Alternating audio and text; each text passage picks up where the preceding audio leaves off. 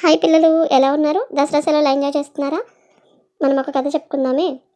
అనగనగా ఒక ఊర్లో ఒక కుక్క పిల్ల ఉండేది. ఆ కుక్కకి 6 బుజ్జి కుక్క పిల్లలు పుట్టాయి.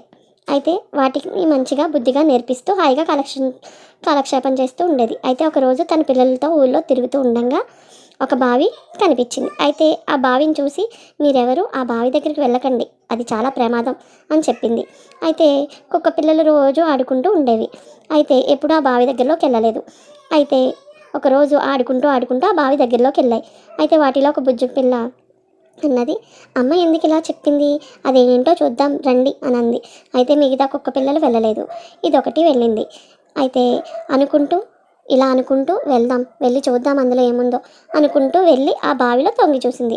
బావిలో తన నీడను చూసి లోపల ఇంకో కుక్క ఉంది అని చెప్పి దాని మీద మరగడం మొదలుపెట్టింది. అయితే బావి కదా, బావి రీసౌండ్ వస్తుంది. అయితే ఆ కుక్క పిల్ల ఏమనుకుందంటే, అమ్మో ఇది నాకన్నా గట్టిగా అరుస్తుంది, దీని పని ఏంటో తెలుద్దాం అని చెప్పేసి మరగడం మొదలుపెట్టింది. అయితే ఇంకా రీసౌండ్, ఇది అరవడంతో అది ఇంకా రీసౌండ్ వచ్చి ఇంకా గట్టిగా అరవడం మొదలుపెట్టింది. అయితే ఆ కుక్క పైన దూకి కరుద్దామని చెప్పి దూకింది. బావిలో పడిపోయింది.